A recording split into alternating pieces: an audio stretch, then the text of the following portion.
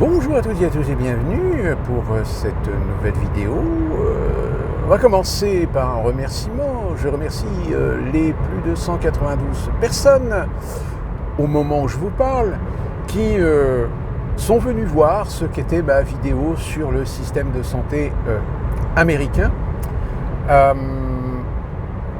Merci à eux, même si peut-être certains ont peut-être pas regardé plus de 2-3 minutes de la vidéo. Mais au moins ça fait plaisir d'avoir une vidéo qui fait plus de 100 vues. Dans cette vidéo, je vais aborder plusieurs petits sujets d'actualité. On va commencer par cet événement qu'il y a chaque année, le premier lundi du mois de mai à New York, et qui est quelque chose d'assez intrinsèque à la culture américaine. Je vais parler du Met Gala, le MET Gala. Alors le gala, c'est ce fameux événement où toute la grande célébrité, le monde people américain doit se montrer dans des apparats parfois excentriques, parfois exubérants. Alors le Met Gala, qu'est-ce que c'est ? C'est en fait un gala organisé par le Metropolitan Museum of Art of Costume. Donc c'est en fait un musée sur la mode, d'une manière générale. C'est un gala qui a été créé en 1995 par la rédactrice en chef de l'époque du magazine Vogue. Alors vous avez des personnalités, souvent du showbiz, d'Hollywood, qui sont invités. Alors invité, c'est un bien grand mot. En fait, vous êtes invité à pouvoir participer à ce gala, moyennant évidemment de payer, puisque c'est un gala caritatif pour financer le musée. Je ne sais plus, c'est 15 ou 20 000 $, je crois, le ticket. Enfin bon, quand on est une célébrité, qu'on gagne beaucoup d'argent, autant taper là où ça fait mal. Alors pourquoi c'est un événement à New York ? Parce que c'est à la fois un événement d'apparat, d'excentricité, typiquement américain. C'est l'occasion pour des créateurs, des designers, des dessinateurs de haute couture de se faire connaître. Alors parfois en créant des costumes ou des tenues relativement magnifiques, comme aussi les plus exubérants, les plus provocatrices parfois, puisque cette année on a une actrice qui s'est pointée limite avec un costume dentelle près du corps, mais sans rien d'autre qu'une petite culotte, mais une petite culotte en dentelle, hein, mais voilà, c'est un petit peu osé. Alors osé, je dirais que c'est pas plus osé que certains costumes avec des échancrures ou limite les personnes qui ont des poitrines assez importantes, c'est limite si ça veut pas dire je veux sortir. Enfin bon, on a Halle Berry aussi apparemment qui s'est fait remarquer avec une tenue assez affriolante. Madonna qui est très sobre dans un costume pantalon, veste, gilet blanc. Mais voilà, si vous voulez, pourquoi je vous parle de ça ? C'est parce que c'est assez atypique de la culture américaine, c'est-à-dire c'est cette valeur qui est complètement en décalage avec la réalité sociale, avec la société américaine d'une manière générale. C'est-à-dire que c'est vraiment l'autosatisfaction d'un petit monde, d'un petit cercle d'individus qui se montrent, qui veulent se montrer, qui veulent se faire remarquer.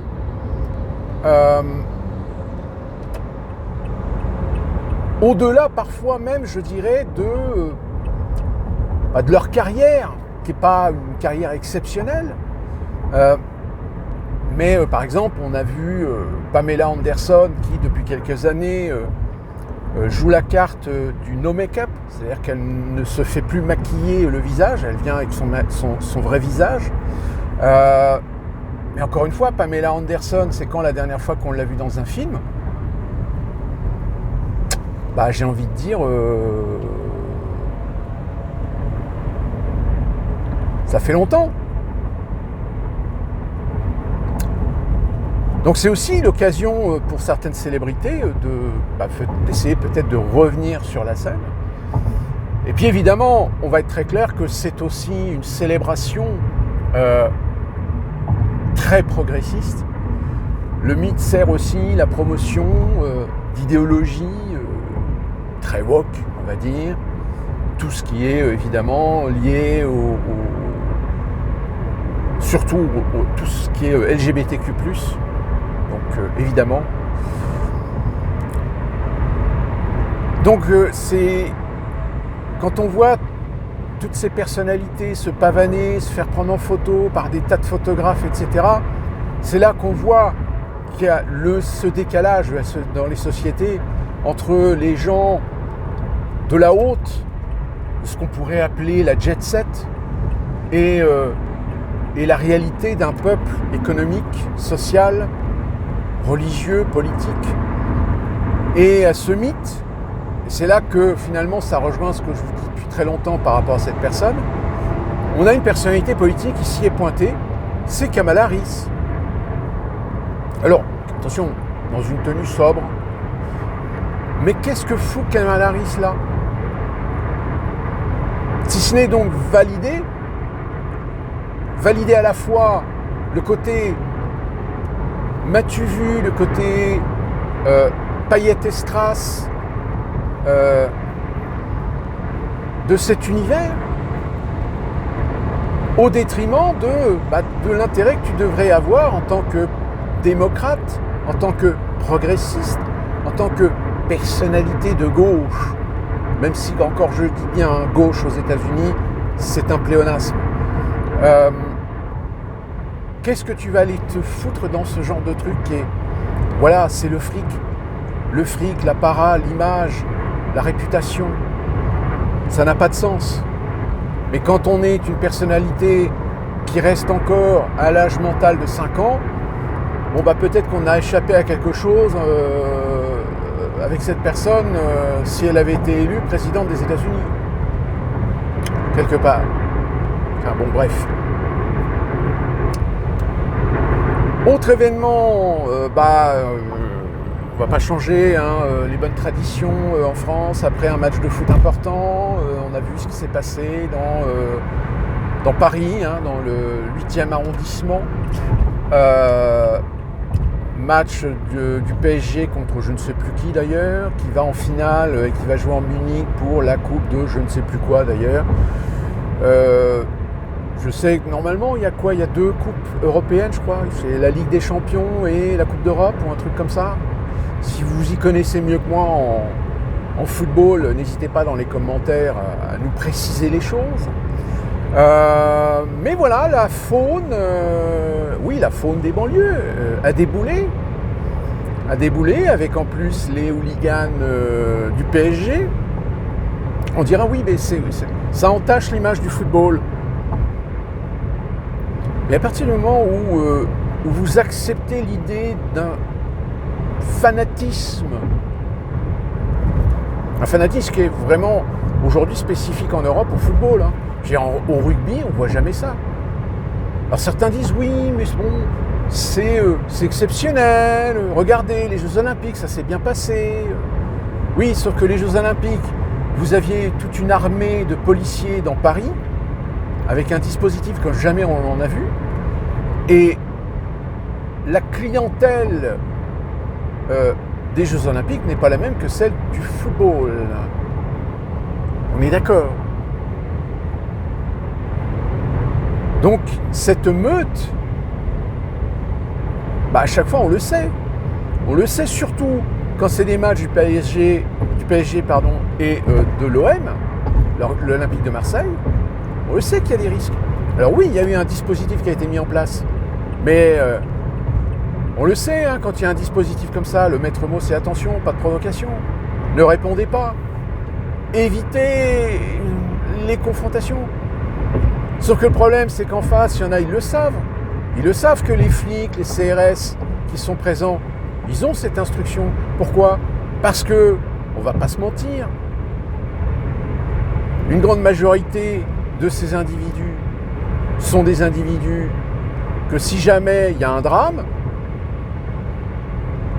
un drame, il y en a eu un, puisque il y a une personne qui s'est fait prendre en tenaille dans le groupe, qui a dû paniquer et qui est parti, qui a roulé sur 3 personnes. Donc une personne, apparemment, le pronostic vital est engagé. Sauf que la personne, apparemment, elle n'a pas pu aller plus loin, elle a quitté son véhicule et s'est enfuie. Par contre, le véhicule a été incendié. Mais voilà, je veux dire, quelle image nous donnons au monde? Alors, les médias mainstream, évidemment, ont essayé de temporiser un peu en disant oui, il y a eu quelques échauffourées, il y a eu quelques débordements, mais bon, on est content, le PSG va en finale, c'est génial, c'est magnifique.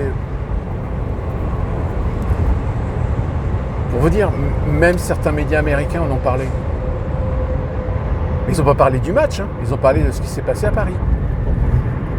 Pourquoi? Parce qu'aujourd'hui, dans les réseaux sociaux, vous avez des touristes en France, surtout en ce moment. On attaque la période estivale. Mais les touristes, eux, qu'est-ce qu'ils font? Ils filment et ils mettent ça sur les réseaux sociaux. Donc vous imaginez l'image que ça donne de la France, de Paris en particulier. Ça fait franchement pas une bonne pub. Autre info,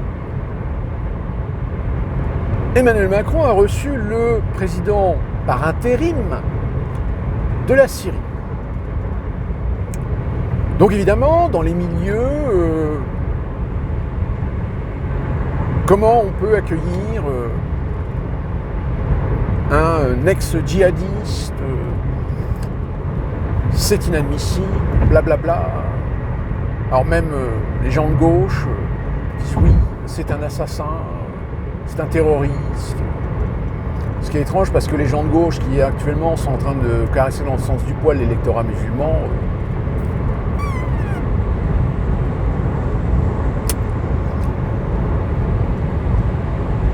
mais alors ce qui est formidable, c'est que, vous savez, dans cette chaîne, je dis toujours, il faut certains événements, toujours se poser la question, à qui profite le crime? Pourquoi Macron reçoit un mec infréquentable?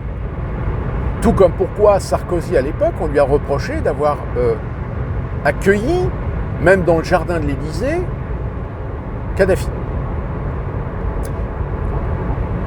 Alors, peut-être parce que, au-delà des apparences, au-delà des conflits d'intérêts idéologiques, que certains considèrent que c'est des tortionnaires, tout comme on l'a aussi avec Bachar el-Assad. Vous savez que le point commun entre ce type, qui est aujourd'hui à la tête de la Syrie, il a un point commun avec Bachar el-Assad, il a un point commun avec les talibans, il a un point commun avec Kadhafi, il a un point commun avec Moubarak. Et tous ces dirigeants qui ont sauté pendant les printemps arabes. C'est que malheureusement, ces gens-là, à un moment donné, ils ont eu une orientation politique divergente, dissonante, avec les intérêts occidentaux. Et quand je dis intérêts occidentaux, c'est des intérêts financiers, industriels, énergétiques. Pourquoi Macron reçoit le nouveau président de Syrie? Tout simplement parce qu'on va relancer un projet de, alors je ne sais plus si c'est pétrole ou gaz, qui avait été annulé ou empêché par Bachar el-Assad, protégeant les intérêts du gaz russe ou du pétrole russe, parce que Bachar el-Assad était un allié de la Russie. Tout comme, je vous l'ai déjà expliqué, pourquoi Poutine a retiré l'Afghanistan de sa liste des pays terroristes, tout simplement parce qu'il veut relancer Donc à un moment donné, quand vous avez des chefs d'État qui reçoivent des gens dont on dit qu'ils sont infréquentables, posez-vous toujours la question si derrière c'est pas aussi par intérêt de défendre les intérêts français, ou tout du moins industriels français, financiers français, énergétiques français. En général, c'est toujours là où vous trouvez la réponse à la question. La LFI, Mélenchon, encore un bouquin, la meute. Là, on voit fleurir actuellement sur les réseaux sociaux des gens qui essaient de prendre à contre-pied le titre en disant « Je suis la meute », en reprenant le truc « Je suis Charlie ». Ah, on les voit, hein, ils ne sont pas contents. Hein. Puis ils essaient de sauver les meubles, hein, évidemment. Sauf que le problème, c'est que quand vous avez des anciens de LFI, je pense à Corbière, à Garrido, à Ruffin, quand ils confirment ou affirment qu'en effet, il y a un problème d'équité, de démocratie au sein de la gestion de LFI, mais j'ai envie de vous rappeler quand même une chose. Qui est le fondateur de LFI? C'est Mélenchon. Donc Mélenchon a quand même une légitimité d'être le chef de ce qu'il a créé. C'est un peu comme Asselineau, il y en a certains qui ont essayé de le dégager du parti. Asselineau est le fondateur. C'est comme Zemmour. Reconquête sans Zemmour, c'est pas Reconquête, puisque Reconquête et Zemmour sont indissociables l'un de l'autre. Comme Asselineau est indissociable de l'UPR. Comme Mélenchon est indissociable de la LFI. Alors après, on entend bien que peut-être au sein du parti, du groupe de direction, il y a peut-être des gens qui ont des ambitions. Comme il y a des gens qui peut-être ont été opportunistes de profiter de l'étiquette LFI pour se faire élire, mais qui en réalité, à un moment donné, se rendent compte qu'ils ne sont pas du tout sur les mêmes lignes de conduite, sur les mêmes lignes idéologiques. Le cas de Ruffin, par exemple. Mais ce qui est assez amusant, c'est...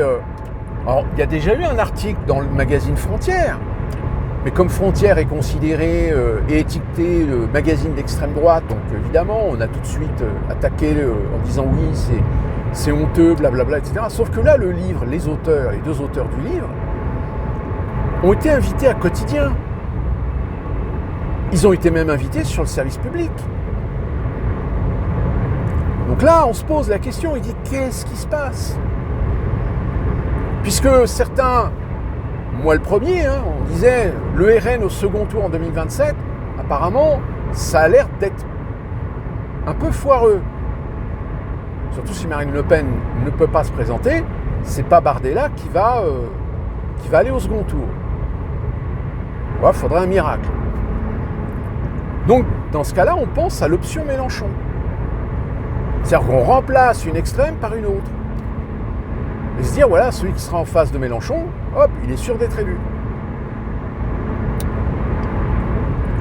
Sauf qu'aujourd'hui, il y a un problème.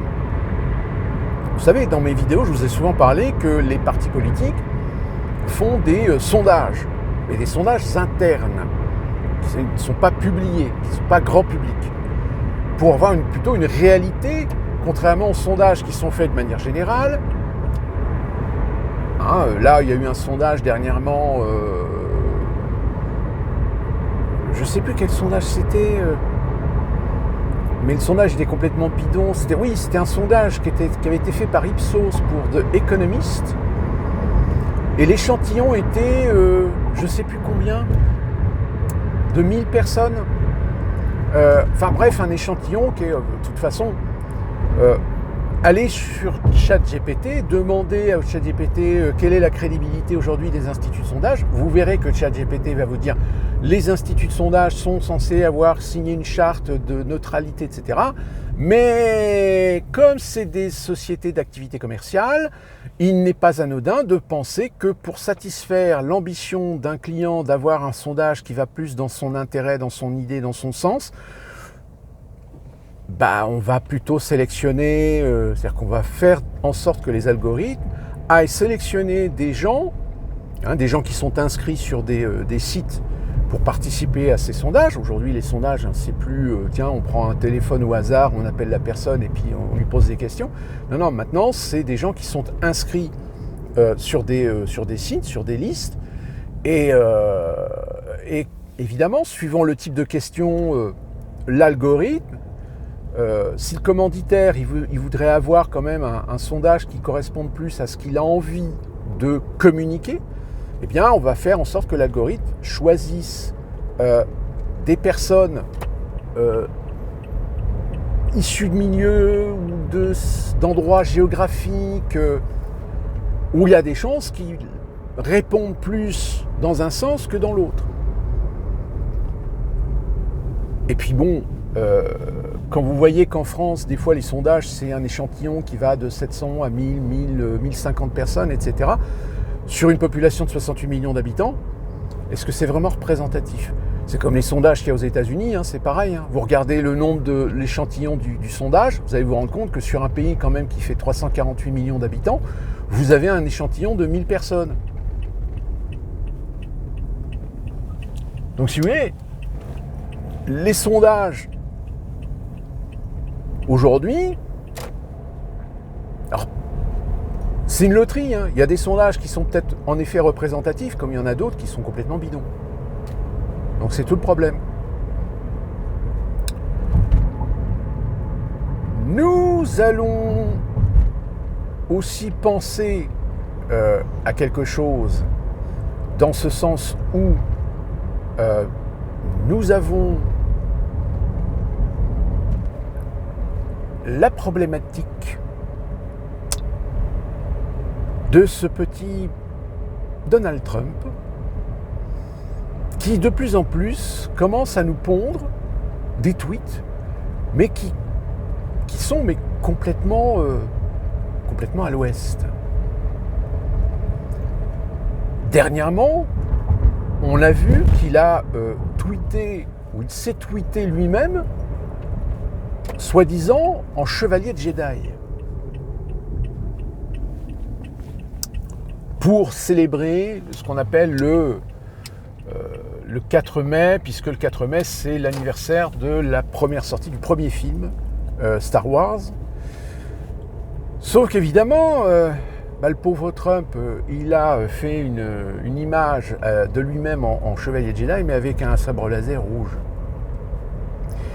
Et pour ceux qui connaissent, le sabre laser de couleur rouge, c'est un sabre laser Sith, et donc du côté obscur de la Force.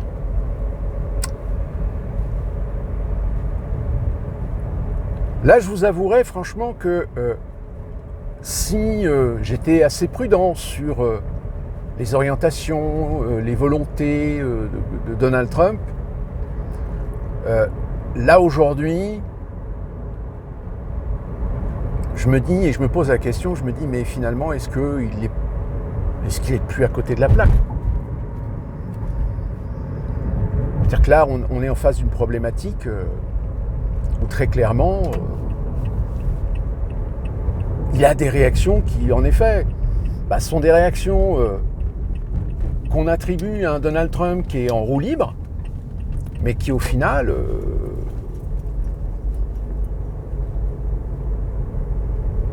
ça interroge, quoi. Puis vous savez, on est au mois de mai, là, normalement, la rumeur qui court que Elon Musk pourrait éventuellement jeter l'éponge. Enfin, affaire à suivre, on y reviendra parce que il y a certains sujets qui sont problématiques actuellement aux États-Unis, même si encore une fois la politique de Donald Trump, là la dernière idée qui a été lancée, à la rigueur qui est pas plus mal, mais qui est aujourd'hui que le passeport ne sera plus suffisant dans certains aéroports. Il faudra présenter aussi une carte d'identité. Alors, une carte d'identité aux États-Unis, il faut savoir que ça n'existe pas. C'est souvent ce qu'on appelle une ID card. C'est souvent le permis de conduire. Donc, à l'aéroport, il faudra présenter aussi un permis de conduire en même temps que votre passeport.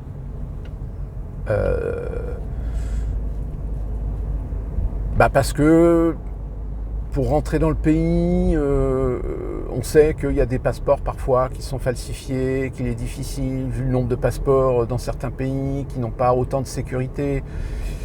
Et puis, peut-être que c'est aussi avouer que la vérification biométrique, finalement, il y a beaucoup de pays qui, pour l'instant, n'ont toujours pas adopté le système.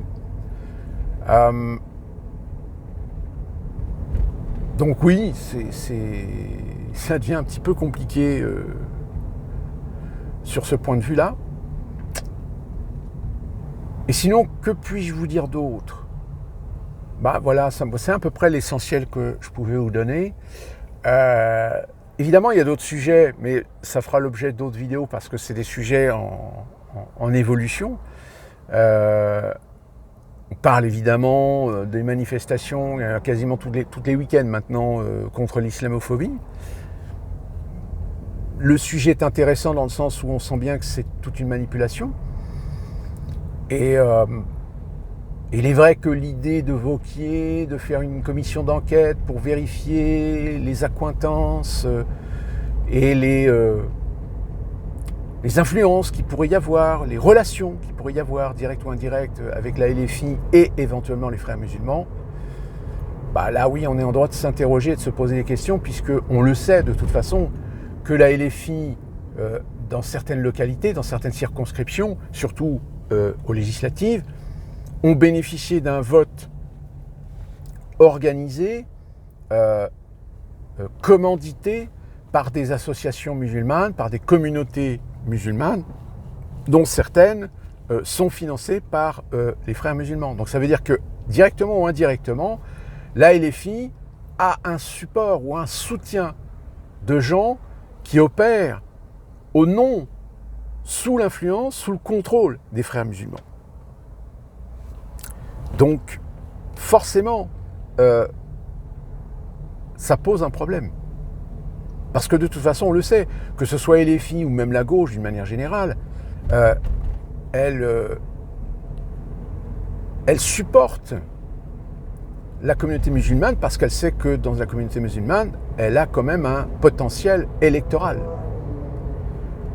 Je rappelle que sur la France, on estime, alors je crois que le chiffre date de, je ne sais plus quelle année, mais c'est l'Institut Montaigne qui avait fait une étude en disant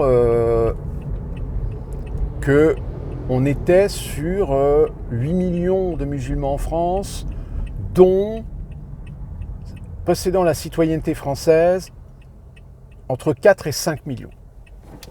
Donc, si vous voulez, 4 ou 5 millions pour un électorat, c'est pas négligeable. C'est pas à jeter, si vous voulez.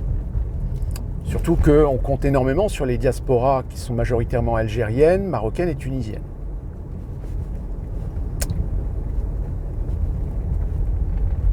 Mais on reviendra dessus parce que, pareil, c'est un sujet en ce moment très délicat.